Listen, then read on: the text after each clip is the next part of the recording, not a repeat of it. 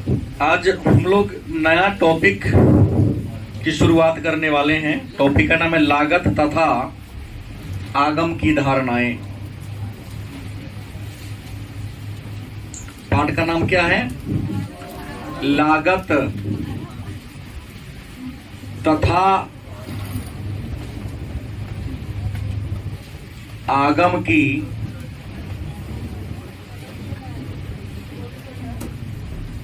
धारणाएं।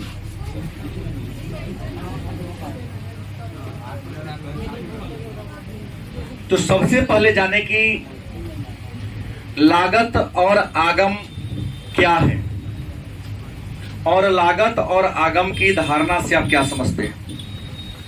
तो हमने पिछली कक्षा में भी आप सबको एक बात बताया था कि किसी वस्तु का निर्माण करने के लिए, किसी वस्तु का उत्पादन करने के लिए अनेक साधनों की जरूरत होती है। याद है? किसी वस्तु का उत्पादन करने के लिए, किसी वस्तु का निर्माण करने के लिए अनेक साधनों की जरूरत होती है और जिन साधनों की सहायता से हम किसी वस्तु का उत्पादन करते हैं उसे हम क्या कहते हैं? उत्पादन के साधन।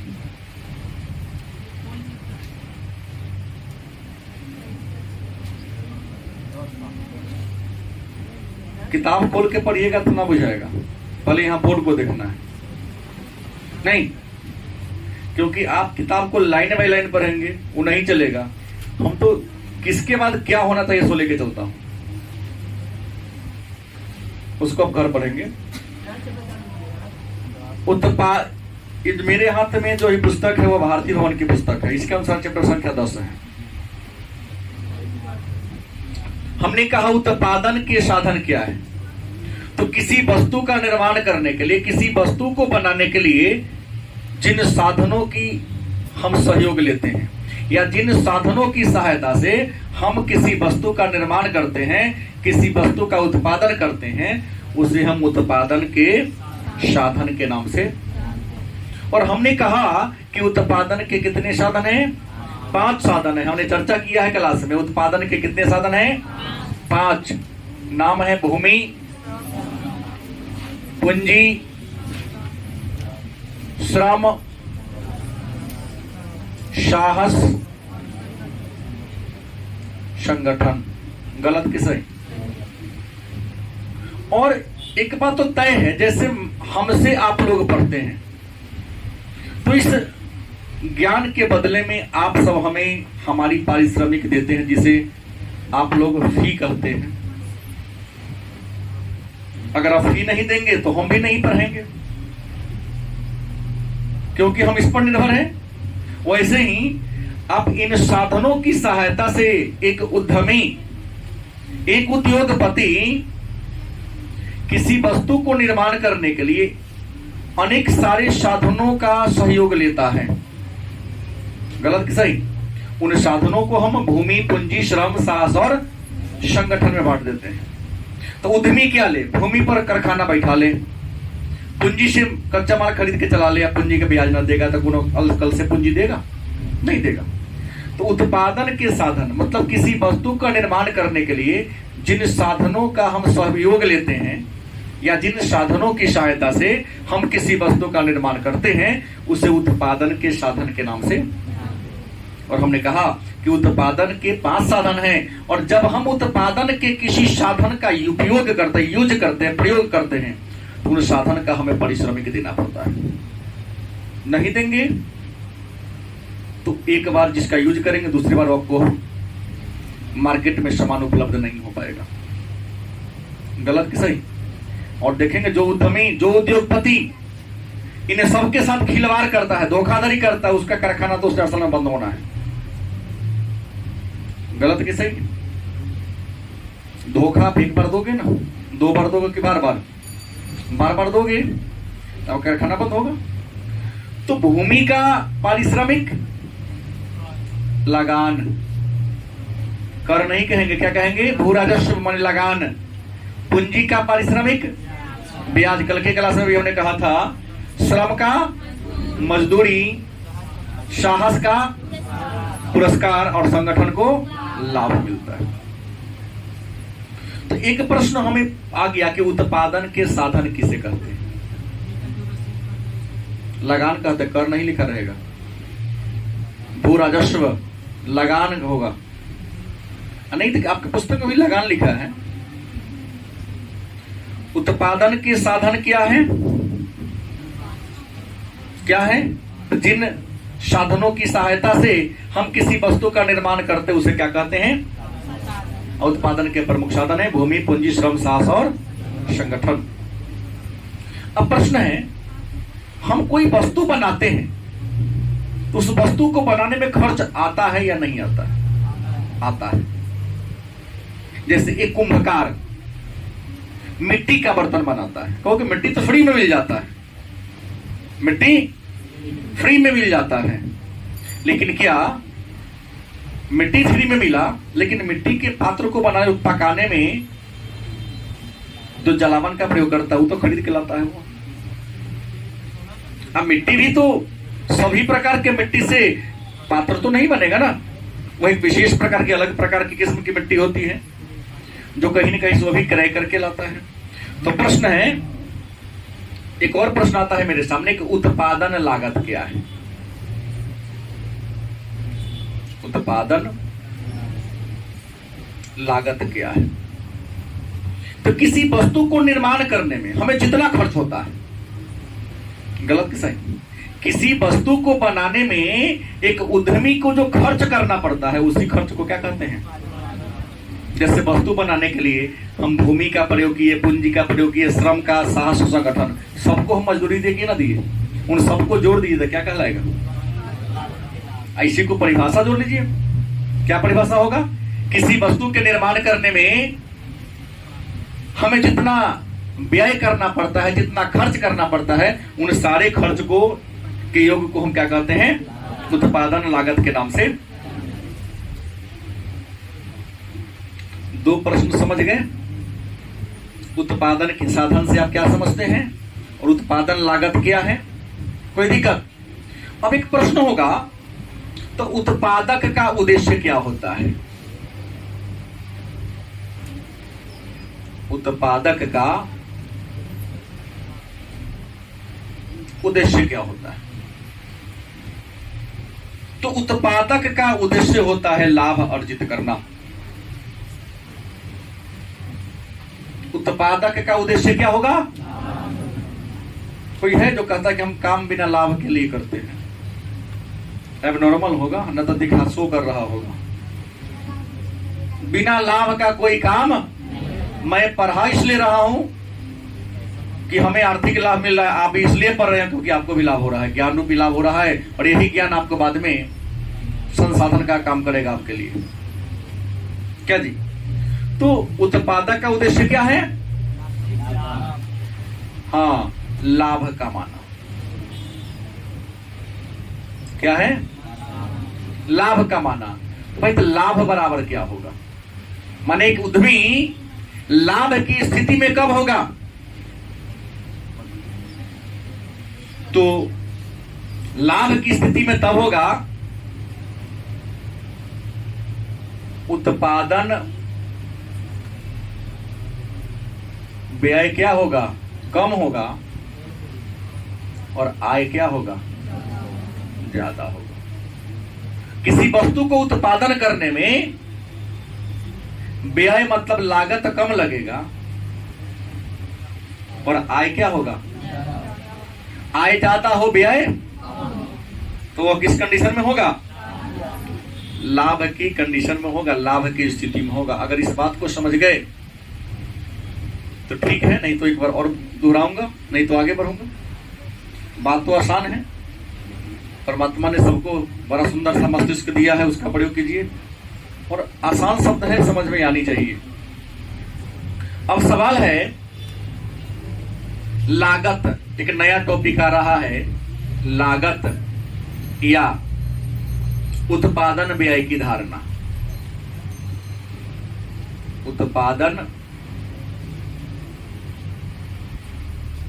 व्यय की धारणा। प्रश्न क्या आया? लागत, लागत व्यय की धारणा, चाहे उत्पादन व्यय की, मतलब जो हम खर्च करते हैं उसकी धारणा कितनी है। तो सबसे पहले लागत क्या है, तो हमने उत्पादन लागत पढ़ा दिया है ना। क्या पढ़ाया है? किसी वस्तु को निर्माण करने में एक उद्यमी जो खर्च करता है उसी खर्च को हम उत्पादन लागत के नाम से। लागत क्या होगा? तो भूमि का किराया, पूंजी का किराया, श्रम का किराया, साहस का किराया, संगठन का किराया, सबको देगा ना कुछ ना कुछ। इन सबको जोड़ दोगे तो क्या बनेगा? उत्पादन लागत बन जाएगा। क्या बन जाएगा? उत्पादन लागत बढ़ जाएगा। ये तो उत्पादन लागत है। हमने कहा उत्पादन लागत, तो किसी वस्तु के निर्माण करने में जो खर्च आता है उस खर्च को क्या करते हैं? क्या कहते हैं? पर आपको पता है कि उत्पादन लागत 3 प्रकार के होते हैं। उत्पादन लागत को कितने भागों में बांट सकते हैं आप? हैं 3 भागों में। एक कौन है? मौद्रिक लागत।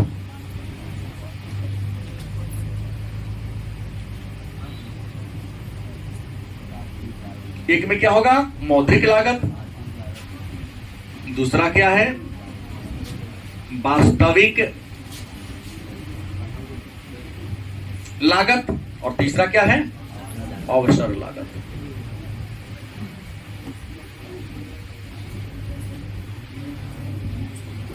उत्पादन लागत की धारणा को लिखें। 2 नंबर का प्रश्न आ सकता है।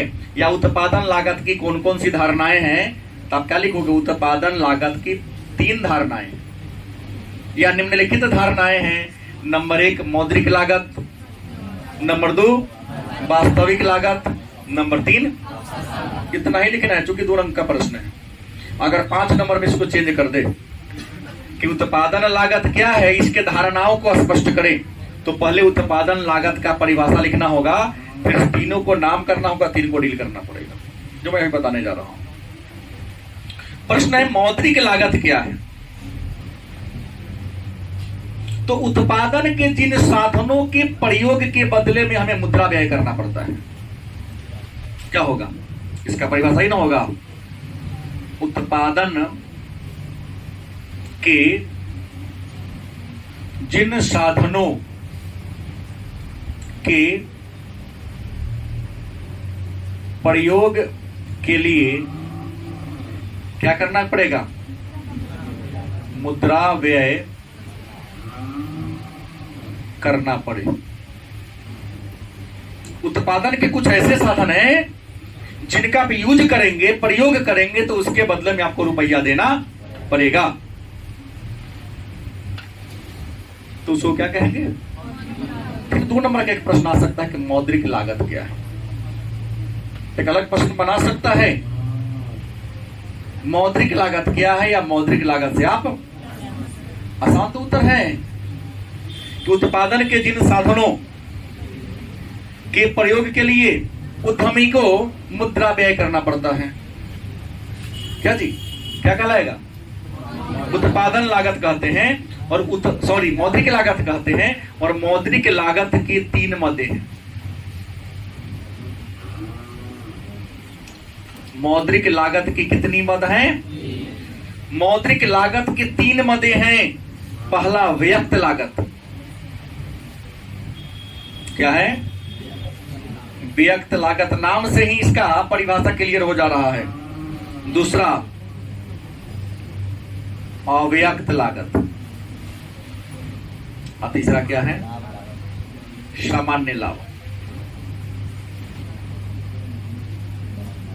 क्या जी, क्या है? मौद्रिक लागत की कितनी धारणाएं हैं? 3 धारणाएं हैं। पहला क्या है? व्यक्त लागत। देखिए, कुछ ऐसा खर्चा है जिसको व्यक्त कर सिद्ध कर लिख सकते हैं डायरी पर, लेकिन कुछ ऐसा भी खर्चा जिसको लिखा नहीं जाता है। गलत कि सही? व्यक्त लागत क्या है? तो वह लागत जो क्लियर हो, आंख से देख रहे हैं इतना खर्चा होने वाला है, स्पष्ट हमको क्लियर हो रहा है मेरे सामने से, ये हमारा रूम का किराया। गलत कि सही? हम LIC कराए तो उसका प्रीमियम, बिजली बिल, ये तो क्लियर है कि 1 महीना में इतना लगबे करेगा। हाँ, मोबाइल का रिचार्ज भी चलेगा ना, ठीक बोला गलत नहीं बोला? मोबाइल का रिचार्ज भी व्यक्त है ना, मतलब व्यक्त लागत कहते किसे हैं? तो जिन लागत को मुद्रा के रूप में व्यक्त किया जा सके, जैसे मजदूर का मजदूरी, पूंजी का ब्याज, भवन का किराया। प्रचार करवाइएगा तो प्रचार वालों को पैसा दीजिएगा कि ना दीजिएगा? विज्ञापन व्यय। तो जिन लागतों को व्यक्त किया जा सके उसे क्या कहेंगे? व्यक्त लागत। जैसे कच्चे माल की कीमत, कच्चे माल की, पूंजी का ब्याज, मकान का किराया, बीमा,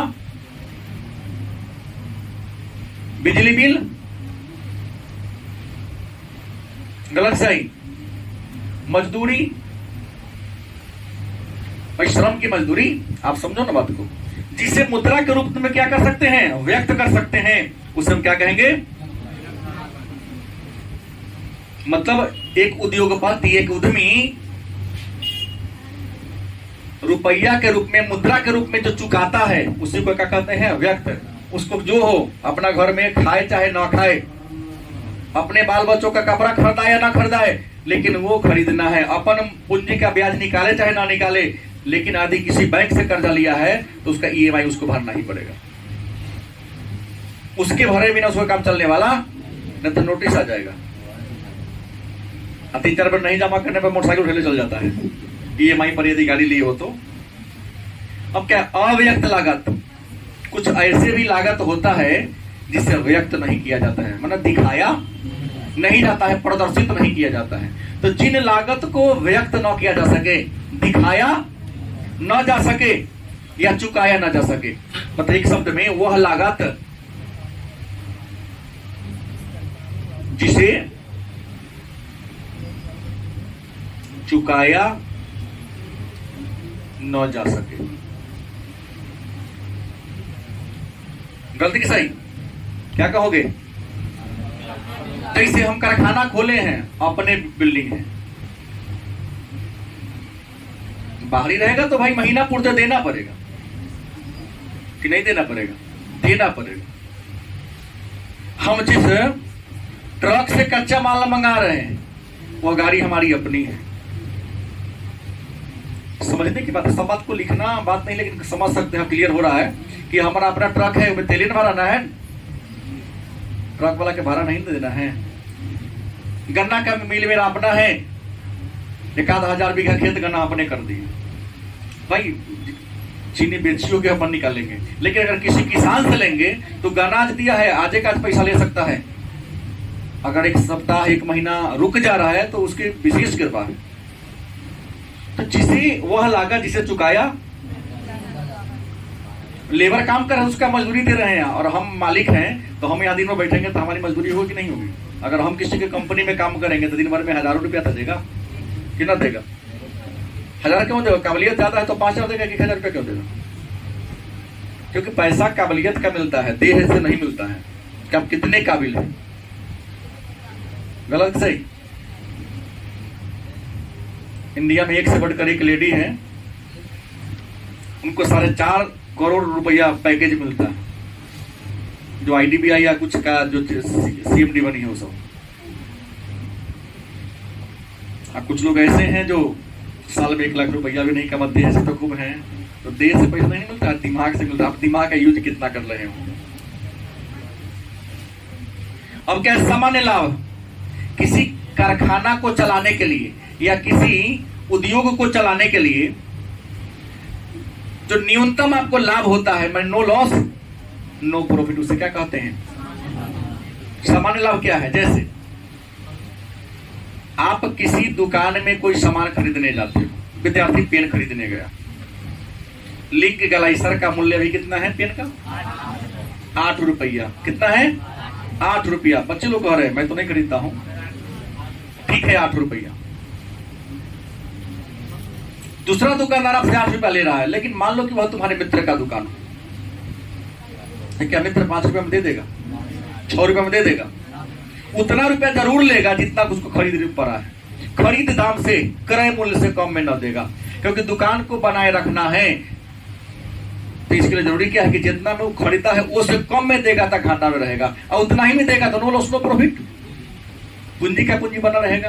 तो एक उद्यमी को अपना पूंजी को बरकरार रखने के लिए जितना लाभ की जरूरत होती है उसी को हम कहते हैं। यहां मतलब नो लॉस, न हानि में होगा न लाभ में होगा। और ये बात तो समझ गए। तब एक नया दूसरा बात आ रहा है, कौन लागत? वास्तविक लागत। ये कौन था? तो प्रश्न वास्तविक लागत क्या है? एक छोटा सा उदाहरण मैं आपके सामने दे रहा हूं।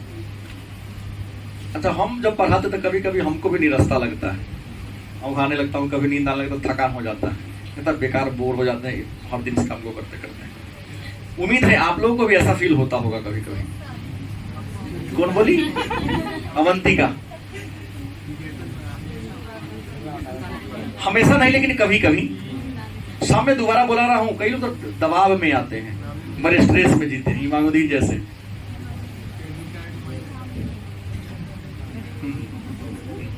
आपकी अवंतिका दीदी भी स्ट्रेस में थी, जाके 15 दिन घरे बिता ली। अब रिचार्ज होके आई है, अब नहीं अपसेट मारेगी। प्रश्न क्या है? वास्तविक लागत क्या है? तो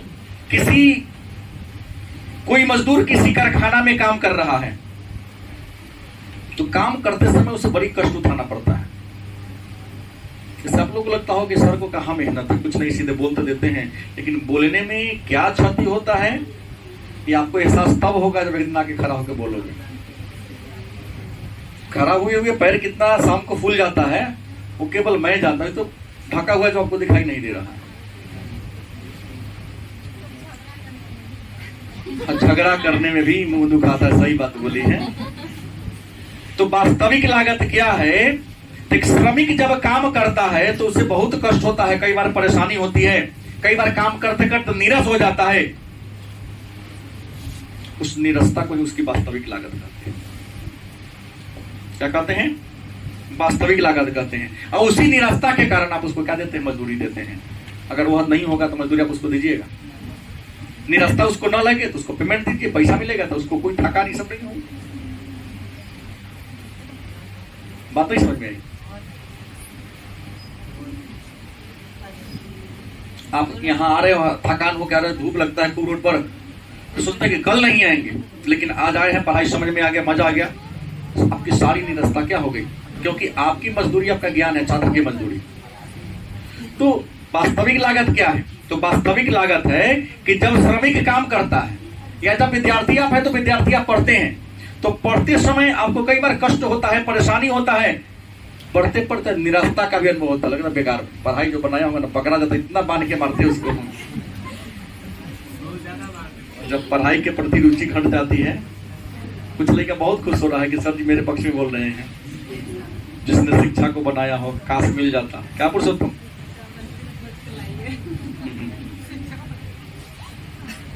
तो उसी निरसता के लिए, उसी थकान के लिए, उसी कष्ट के लिए, उसी कष्ट को क्या कहते हैं? क्या कहते हैं? वास्तविक लागत। और अगला क्या है? अगला क्या है? अवसर लागत। क्या है? आप जानते हैं कि अवसर लागत के और भी कई नाम हैं। अवसर लागत के और भी कई नाम हैं, लेकिन अवसर लागत के अन्य नामों को बताने से पहले मैं एक बात बता रहा हूं कि उत्पादन के जो साधन है, कुछ ऐसे साधन हैं जिन साधनों का कई गो उपयोग होता है। उत्पादन के कुछ ऐसे साधन हैं, उनका कई क्षेत्रों में प्रयोग होता है। जैसे मेरे पास गेहूं है, हम गेहूं से आटा बना लिए, कोई गेहूं से मैदा बना लिया, कोई गेहूं से सूजी बना लिया, कोई गेहूं को आटा बना के ब्रेड बना लिया, तो कोई बिस्किट बना लिया। फिर बिस्किट के क्वालिटी अलग अलग चेंज होते जाते हैं। ब्रेड बनता, ब्रेड की क्वालिटी भी अलग अलग चेंज होते जाता है। गलत कि सही? लेकिन होता क्या, अवसर लागत क्या है कि उत्पादन के एक ऐसे साधन है जिनका अनेक काम में प्रयोग होता है, लेकिन एक उद्यमी क्या करता है कि उन साधन का प्रयोग हर क्षेत्र में ना करके किसी एक क्षेत्र में करता है। जैसे हमने गेहूं से केवल और केवल मैदा बनाया, और एक ने क्या किया, गेहूं से मैदा बनाकर ब्रेड बिस्किट सब कुछ बना लिया।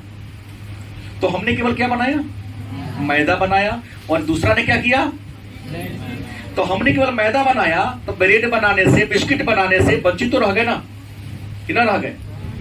अच्छा, वंचित रह गए लेकिन नहीं बनाए, और एक ने क्या कर लिया, बना लिया, तो हमारे मुनाफा में, आमदनी में कुछ ना कुछ क्या होगा, कमियां वृद्धि होगा। उसी लागत को क्या कहते हैं, ये अन्य उदाहरण जल्दी समझिएगा।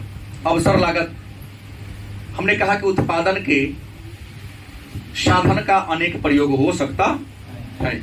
जैसे आपके पिताजी के पास मान लो 1 एकड़ जमीन है, 1 एकड़ माने 1 बीघा। 1 बीघा जमीन पर या तो वो गेहूं लगा सकते हैं, रबी का सीजन है, या तो वो गेहूं लगा सकते हैं, या तो वो दलहन लगा सकते हैं, मसूरी खेसारी भाव कर सकते हैं। गलत सही? तो आपका 1 एकड़ जमीन है और आपके पड़ोसी को भी 1 एकड़ जमीन है। आपके पिता ने क्या लगाया, गेहूं लगाया, और गेहूं लगाया तो दाल को क्या कर दिया, छोड़ दिया ना। तो एक वस्तु का प्रयोग किए, एक साधन का प्रयोग किए, और दूसरे का आपने क्या कर दिया, छोड़ दिया, त्याग दिया। वही त्यागा गया जो तथ्य है, उसी को हम क्या कहते हैं, अवसर लागत के नाम से। माने जो हम एक वस्तु को प्राप्त करते हैं, दूसरा वस्तु को क्या कर देते हैं, तो खोया हुआ पुरस्कार ही क्या कहलाता है, अवसर लागत कहलाता है। और आप अवसर लागत का ऐसा क्यों करते हैं, तो आपको होता है कि दलहन से ज्यादा हम गेहूं में फायदा कमा लेंगे। आज जिसने दलहन लगाया उसने सोचा कि गेहूं से ज्यादा हम दलहन में पैसा कमा लेंगे। गलत से। और भी उदाहरण, शादी विवाह के समय में देखिएगा, गाड़ी वाले और बाजा वाले पंडित जी से मिलते हैं और दिन दिखवा लेते हैं, कौन लगन बढ़िया है और कौन ज्यादा बढ़िया है, कौन तरह चलने वाला है। तो ज्यादा टाइट लगन जो होता है ना, अगर उसके पास बाजा है, उस डेट को लिख देगा डायरी में झूठ हो गए कि बुक है। क्या है, बुक है, शहर का ब्रांडेड है बाजा वाला, मान लो पार्टी आएगा ना, 100 डेट खाली है, लेकिन ये डेट पर खरीद के पहले ही बुक हो गया, तो शुरू में 4 महीना पहले ही बुक हुआ। देखिए नहीं कैसा रुपये भी आना दे दिया होगा। मान लो अचानक किसी की शादी तय हो जाती है, हो गया, उसने हर दिन कहा बुक है बुक है, अचानक किसी की शादी तय हो जाती है, आएगा, किस तरह व्यवस्था कीजिए भाई, आपको कितना 50,000 आपका मजदूरी है, मैं आपको 70,000 रुपया दूंगा। तो रियल में उसका बुक है, नहीं बचा के रखा है, कि कोई आएगा मजबूरी वाला आदमी, तो मान लिया कि उसका खाली भी रह सकता है। जान लीजिएगा, यह हो गया बुक कि नहीं, बुक है, हल्ला हो गया मार्केट में, नहीं फलाना बैंड पार्टी बुक है, उस तारीख में उसका खाली नहीं, तो कोई नहीं गया, तक खाली रह गया, 1 रुपया नहीं आएगा। कहीं सारा बुक हो गया हुआ कि चलो ना एक बार तलाशते हैं मौका, कहीं पलट जाए, ज्यादा पैसा देंगे तो कम पैसा वाला को छोड़ देगा, 2-4 गाली सुन के रह जाएगा, हमारा काम कर देगा। तो उसने क्या किया, लोग उसको पैसा दे रहा था, बुक नहीं किया। क्यों नहीं किया, कि लगन टाइट है, कोई ऐसा पार्टी आएगा जो इससे अधिक कीमत हमको देके हमको लेके चला जाएगा। तो उसी को क्या कहते हैं, माने खोया हुआ पुरस्कार क्या कहलाता है। एक शब्द में कहा जाए तो खोया हुआ पुरस्कार, माने एक चीज आपने खोया है तब ना दूसरा काम पर लाभ मिला है। तो खोया हुआ पुरस्कार को हम क्या कहते हैं, अवसर लागत के नाम से जानते हैं। और अवसर लागत उस विचारधारा पर टिका हुआ है, जान लीजिएगा। अवसर लागत जो है कुछ अलग विचार पर, जिन विचार पर अवसर लागत टिका है, उस विचार में पहला है उत्पादन के साधनों के वितरण में सहायक। अवसर लागत के विचार कहो तब या महत्व कहो तब। अवसर लागत का हमारे जीवन में क्या महत्व है, तो पहला महत्व है कि उत्पादन के साधनों के वितरण में,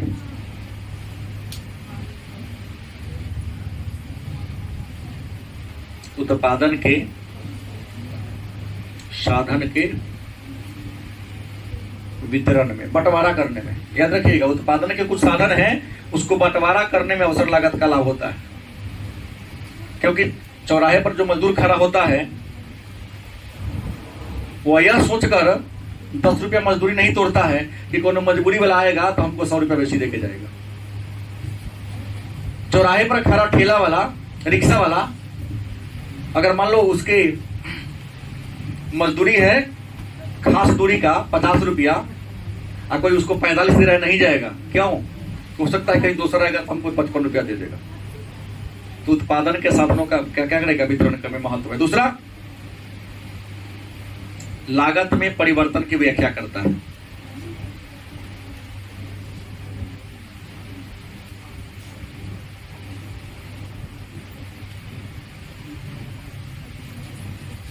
लागत में, अवसर लागत का महत्व क्या है?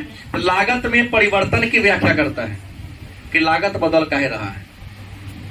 वही क्यों नहीं बदलेगा? हमने गेहूं का आटा बना लिया, आपने उसको क्या बना दिया? सूजी और मैदा बना दिया। तो लेकिन एक बात है, आटा बनाने में हमको खर्च कम हुआ है, लेकिन मैदा बनाने में खर्च क्या होता है? उसको सूजी बनाओ तो आपका खर्च क्या होगा? और ज्यादा होगा। क्योंकि आटा बनाने तो पूरा गेहूं को पीस दिया, आटा बन गया। लेकिन अगर मैदा बनाना हो तो गेहूं का ऊपर वाला जो छिलका होता है उसको मशीन से छीलना होता है।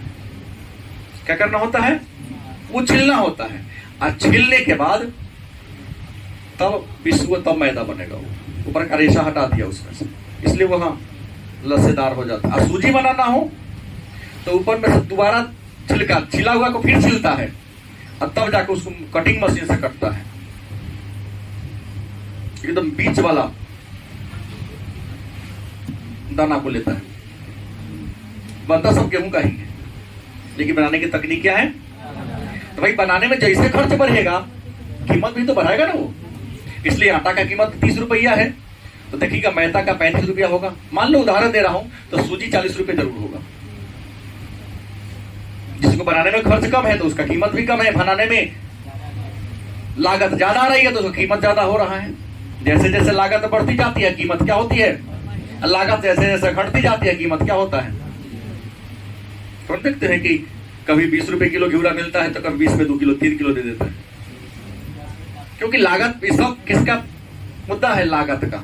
उसको लागत कम होगा तो कम मुनाफा में बेचेगा, लागत ज्यादा होगा तब से कीमत भी ज्यादा लेगा। क्या बोले हैं? घिउरा में लागत क्या है? लागत नहीं। इसका मतलब किसान को आप खेती करते हुए नहीं देखे। किसान का लागत से मतलब है क्या जी? जैसे मान लो सीजन नहीं है, लेकिन फिर भी वो ज्यादा से अधिक केमिकल का, दवा का यूज करके घिउरा को फरवा रहा है, तो दवा का दाम अगर उसको बढ़ेगा तो उधर किसान दाम बढ़ाएगा, किसान दाम बढ़ाएगा तो ये बढ़ाएगा ना। पहले लोग साइकिल पर ढो के लेके आते थे, अब सभी लोग मोटरसाइकिल से लेके आते हैं। कुछ लोग तो ठेला को ही मोटरसाइकिल के रूप में बदल दिया है, इंजन जुड़वा दे, मोटरसाइकिल की तरह जुड़वा दे, उससे लेके आएगा। तो भाई तो पहले शरीर वाला इंजन काम करता था, अब पेट्रोल वाला इंजन काम कर रहा है। कुछ तो महंगा तो देगा। हाँ, कुछ दिन के बाद ऐसा होगा कि लोग अल्टो से ही बेचना शुरू करेंगे। नहीं करेगा? युग बदलेगा, समय बदलेगा, लोग बदलेंगे। अब बदल गया है। तीसरा क्या है महत्व? लगान की माप का आधार। अवसर लागत का महत्व क्या है? तो यह लगान के माप का क्या है? आधार है। क्योंकि अवसर लागत से ही आप किसी वस्तु के लगान के माप को जान सकते हैं। तब ना कोई आदमी अपने खेत में गेहूं रोपता है, बगल वाला मसूरी बो देता है, क्योंकि मसूरी को बोने में खर्च कम है, प्रति एकड़ उत्पादन कम है, लेकिन याद रखिएगा गेहूं से उसका कीमत क्या है, यह सोचकर लोग आगे पीछे करते रहता है। लेकिन अवसर लागत की कुछ कमी है, मतलब आलोचना विद्वानों ने कि अवसर लागत पर चलकर हमेशा फायदा जीवन में नहीं उठा सकते हो। कमी क्या है कि विशिष्ट साधनों के संबंध में यह नियम लागू नहीं होता है। साधनों में नियम लागू नहीं होता है। अब कहोगे सर विशिष्ट साधन क्या है? तो विशिष्ट साधन उस साधन को कहते हैं जिनका यूज एक ही बार होता है। अवसर लागत तब न होगा जब उत्पादन के एक साधन का कई प्रयोग हो सकता है, लेकिन उत्पादन के कुछ ऐसे साधन हैं जिनका एक ही बार प्रयोग होता है। गलत कि सही? भाई दही दूध है आपके पास, तो दूध से आप दही बना सकते हैं, पनीर बना सकते हैं, छेना बना सकते हैं। क्या मान लिया कि इसका कर सकते हैं, लेकिन अगर आपने छेना बना दिया तो उससे मिठाई का विभिन्न किस्म बना सकते हैं, पनीर बना सकते हैं, लेकिन अगर खीर बनाने का मन हो तो बनेगा? मान लिया छेनो छोड़ दो, तुम्हारे पास आ गया उसका दही बन गया। दही से तुम लस्सी बना सकते हो। दही तो ऑलरेडी यही है, दही क्या बनाएंगे? दही तो ऑलरेडी यही है। हाँ दही हो गया तो कढ़ी बना लेंगे। और मान लिया मिष्ठान खाने का मन हो तो पनीर बनाने का मन तो बनेगा। तो विशिष्ट साधनों, दही से दही बड़ा नहीं बनता। दही बारा में दही मिलाया जाता है, उसका नाम है दही बारा, माने वह बारा जिसमें दही मिला हो। ये तो नहीं कि तो दही से केवल दही बारा बन जाता है। दही बहुत दे देते हैं, तुमको उड़ा दिया मूंग का दाल नहीं देता, दही बारा बना के दिखाओ तो। अरे 12 है तब दही का वैल्यू है? तो विशिष्ट साधन माने वह साधन जिसका एक ही प्रयोग होगा, वहां पर अवसर लागत वाला नियम क्या हो जाएगा? नहीं होगा। दूसरा बात, पूर्ण प्रतियोगिता के बाजार में क्या है? पूर्ण प्रतियोगिता और पूर्ण रोजगार में।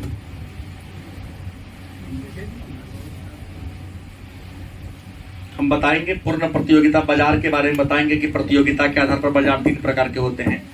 पूर्ण प्रतियोगिता का बाजार, एकाधिकार का बाजार और अपूर्ण या अल्पाधिकार। आगे आए कुछ बहुत जल्द आने वाला है 14-15 चैप्टर में। तो बाजार का एक प्रकार है पूर्ण प्रतियोगिता का बाजार।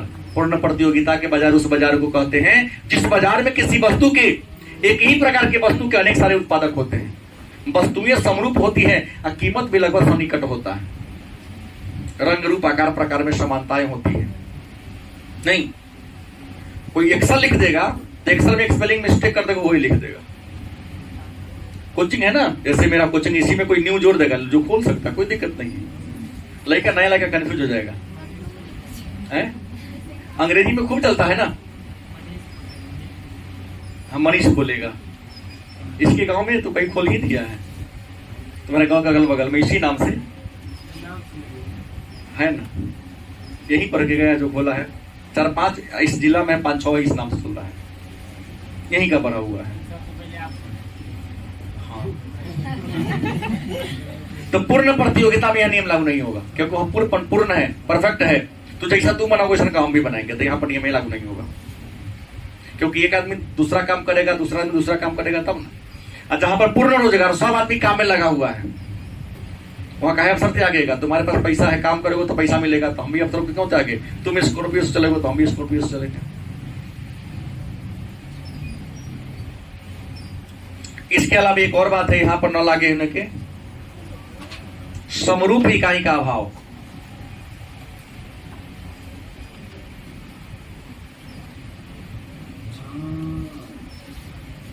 लोग कहता है उत्पादन के बहुत ऐसे साधन है जो समरूप होते हैं, लेकिन याद रखिएगा वास्तविक जीवन में समरूप कुछ भी देखने को नहीं मिलता है। हमारे हाथ के 5 उंगली तो समरूप है ही नहीं, हमारा दोनों आंख तो समरूप है ही नहीं। यह यंत्र की सहायता से देखो, दोनों आंख के साइज में थोड़ा डिफरेंस होगा। नाक का जो दोनों छिद्र है, यह छिद्र भी दोनों बराबर नहीं होगा। तुम्हारा ही नाक है, ये नहीं कहता कि मेरा, तुम अपने अपने नाक का छिद्र देख लो, दोनों क्या होगा? समान नहीं होगा, थोड़ा आगे पीछे होगा।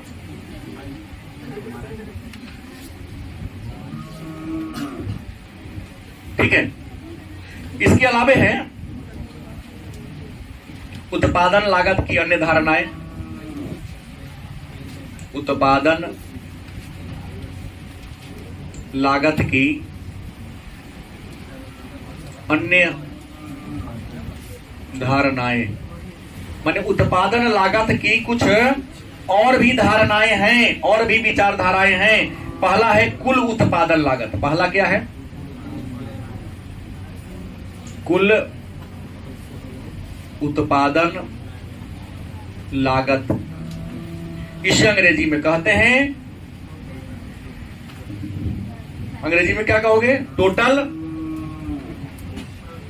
कॉस्ट ऑफ प्रोडक्ट, टीपीसी या टीसीपी। हम यहां टीसी सीधे कह देंगे, टोटल कॉस्ट। क्या जी?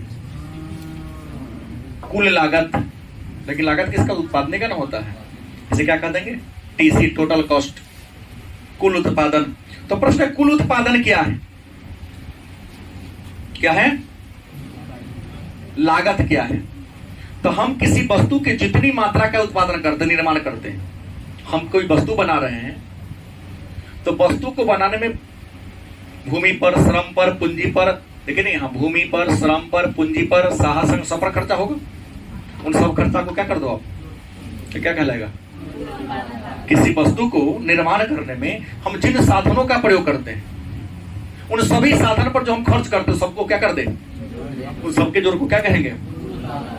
तो होता है टीसी बराबर क्या होगा? इसका शॉर्टकट है टीसी बराबर FC plus ABC, sorry TVC, ABC नहीं। टीसी बराबर क्या होता है? एफसी, एफ माने फिक्स, सी माने कॉस्ट, माने स्थिर लागत, और टीवीसी टोटल वेरिएबल कॉस्ट, माने कुल परिवर्तनशील लागत। वेरिएबल मतलब होता परिवर्तन। एक सूत्र आ गया, टीसी इक्वल टू व्हाट? तो TC equal to FC plus TVC. FC मतलब हिंदी में लिखा जाए तो कुल लागत बराबर स्थिर लागत प्लस परिवर्तनशील लागत। सूत्र इस टाइप में इकोनॉमिक्स में आपसे आता है, पूछता है, ये अभी पूछ सकता है कुल लागत इक्वल टू, चार ऑप्शन देगा, या ये आपसे डाल सकता है, दोनों में से उसके इच्छा के ऊपर है, आपको तो याद दोनों रखना पड़ेगा। फिर क्या है? औसत लागत। फिर क्या है? औसत लागत मतलब एसी। क्या होगा? एसी मतलब एवरेज कॉस्ट। तो औसत लागत क्या है? तो उत्पादन व्यय में उत्पादन के कुल इकाइयों की संख्या से भाग देने पर जो भागफल प्राप्त होगा उसे ही क्या कहेंगे? मतलब इसको हम टीसी इक्वल टू एसी क्या होगा? उत्पादन की इकाई देंगे ना, क्या जी? माने कुल लागत में उत्पादन की इकाइयों की संख्या से क्या दे दूं, आज जो भागफल प्राप्त होगा उसे क्या कहेंगे? तो टीसी इक्वल टू क्यू कर देना हम, क्वांटिटी। बोलो ना, करे कि ना करे? चलेगा ना, गलती थोड़ी ना है। क्यों कहे होगा? क्वांटिटी कर दो सीधे, कितना मात्रा में बनाए हैं हम, जितना खर्चा हुआ और कितना मात्रा में सामान बन गया। नहीं, मान लिया कि हम 1 लाख रुपया खर्चा किए हैं, 50 किलो सामान बना, तो 1 किलो सामान का लागत क्या होगा? औसत लागत क्या होगा? तो 1 लाख बटा 50, चाहे जो भी होना हो। तो DC equal to AC. AC बराबर क्या होगा? यहां लिख सकते हो ना, एसी बराबर डीसी बटा क्यू। मतलब कुल लागत में, कुल उत्पादन लागत में उत्पादन के इकाइयों की संख्या से भाग देने पर जो भागफल प्राप्त होगा उसे क्या कहेंगे? क्या कहेंगे? तीसरा है सीमांत लागत। क्या है? यहां भी न्यूमेरिकल प्रश्न होता है। सीमांत लागत एमसी, मार्जिनल कॉस्ट। शॉर्टकट ही चलेगा, आगे गणित बनाने में याद रखना पड़ेगा। TC, FC, TVC, AC, MC. MC means marginal cost. क्या है मार्जिनल कॉस्ट? तो सीमांत तो आपको पता है, ये सीमा के अंत में। सीमांत लागत क्या है? तो किसी उत्पादन में अंतिम वस्तु के उत्पादन पर जो खर्च होता है, उत्पादन प्रक्रिया के दौरान अंतिम वस्तु के उत्पादन पर जो खर्चा होता है उसी को हम क्या कहते हैं? जैसे एक उद्यमी, उदाहरण ले लो कि एक उद्यमी या एक मजदूर एक दिन में 500 कलम बनाता है। एक मजदूर एक दिन में कितना कलम बनाता है? 500 कलम बनाता है। और काम करता है 12 घंटा। काम कितना करता है? अगर मान लिया एक दिन उसने 13 घंटा काम कर लिया। कितना कर लिया? 13 घंटा काम कर लिया। और कलम का उत्पादन बढ़कर कितना हो गया? 520। कितना हो गया? तो होगा ना कि 1 घंटा में कितना कलम उत्पादन कर रहा है। 1 घंटा ज्यादा काम कर दिया तो 1 घंटा में कितना ज्यादा बढ़ा दिया कलम। तो 520 में कितना समय दे देंगे? 13 समय दे देंगे। तो 1 घंटा की उसकी क्षमता पता चल जाएगी। 1 घंटा की सीमांत क्षमता पता चलेगी ना। सीमांत लागत क्या है? सीमा के अंत में। किसके अंत में? सीमा के अंत में। माने 100 इकाई हम बनाते थे, आज 101 इकाई बना दिए, या 100 बनाते थे, आज हम 99 इकाई ही बनाए। तो 1 इकाई के बढ़ा देने से 1 इकाई के बढ़ाने पर ही रखो ना आप। सीमा के अंत में जितना क्षमता है, क्षमता से ज्यादा हम वस्तु को उत्पादन कर दिए और उस पर जो हमें खर्च होता है उसी को क्या कहते हैं? सीमांत लागत। फिर स्थिर लागत क्या है?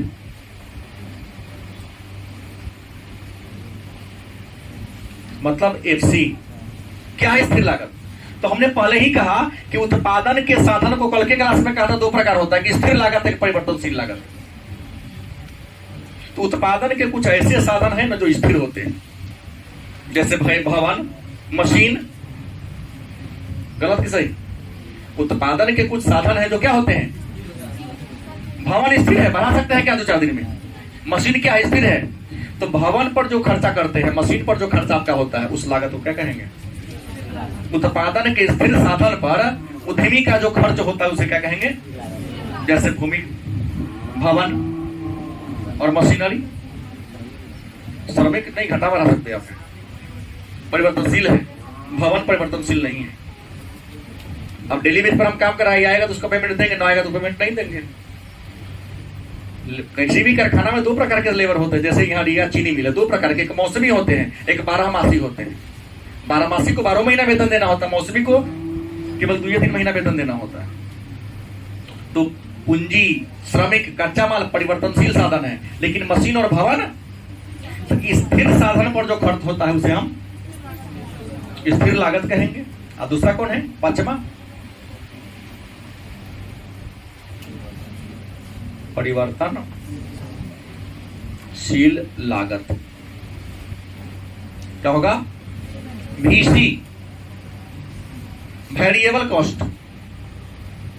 उत्पादन के परिवर्तनशील साधनों पर उद्यमी का जो खर्च होता है उसे हम उत्पादन के क्या कहेंगे?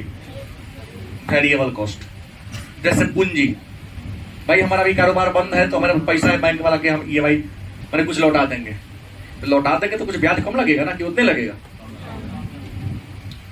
मंदी का समय चल रहा है, मजदूर के छटनी कर देंगे, तो पहले मजदूर पर जितना वेतन देते थे अब कम हो जाएगा ना, कि ना होगा? डिमांड वस्तु का ज्यादा था, हम डे नाइट मशीन चलाते थे। मशीन डे नाइट चलता था, अब केवल दिने में चलता है, रात में नहीं चलता। बिजली बिल बचेगा ना, कि नहीं बचेगा? तो उत्पादन के परिवर्तनशील साधनों पर उद्यमी का जो खर्च होता है उसी को हम परिवर्तनशील लागत, अंग्रेजी में VC, वेरिएबल कॉस्ट के नाम से जानते हैं। तो आज हम लोग इतना ही पढ़ेंगे। इसके आगे का जो टॉपिक है उसके बारे में चर्चा कल की क्लास में करेंगे।